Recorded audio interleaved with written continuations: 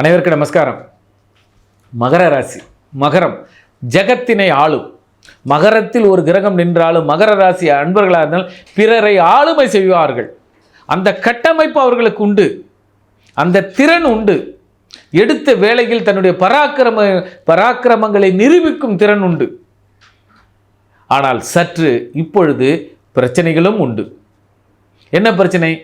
தொழிலாளர்களால் பிரச்சனைகளை சந்தித்திருப்பார்கள், அல்லது வேலையில் ஒரு சிறு சுணக்கங்களை சந்தித்திருப்பார்கள். அது எல்லாம் மாறி இப்பொழுது தடையாக இருந்த அத்தனை, உதாரணம் இப்போ வண்டி சரி செய்யாமல் நின்றுதுப்பா, ஒரு 4 நாளைக்கு ஒரு மிஷின் ஓடாமல் இருந்ததுப்பா, அல்லது ஒரு ஃபேக்ட்ரி ரன் பண்ணாமல் இருந்ததுப்பா, ஒரு தொழில் இப்பொழுது நம்ம பிரேக்கப் கொடுத்து வச்சுருந்தோம். ஆனால் இந்த காலம் தடையாக இருந்தது அத்தனையுமே சிறப்பாக இருக்கும்.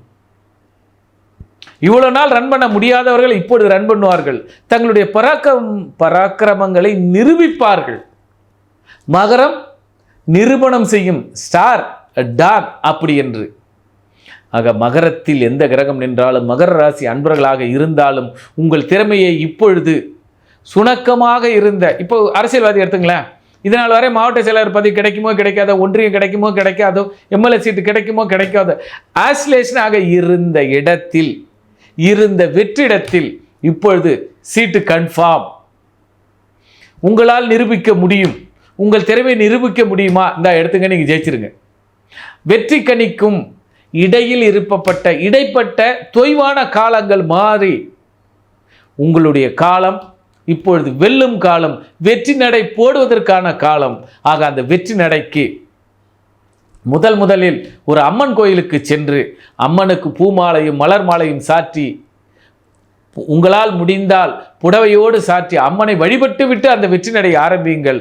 காலம் உங்களுக்கான காலம், அரசியல் களத்திற்கான காலம், நிர்வாகத்திற்கான காலம், உங்கள் திறமையை நிரூபிப்பதற்கான காலம்.